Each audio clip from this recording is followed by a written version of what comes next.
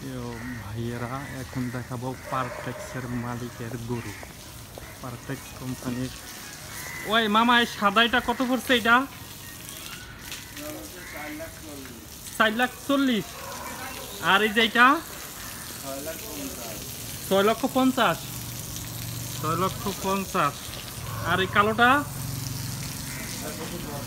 হ্যাঁ, এটা 10 লাখ। 10 লক্ষ টাকা গরু, মাশাল্লাহ। আর এই যে এটা 8 লক্ষ। আর তারপরেরটা এটা 11 লাখ। এটা 11 লক্ষ টাকা, মাশাল্লাহ।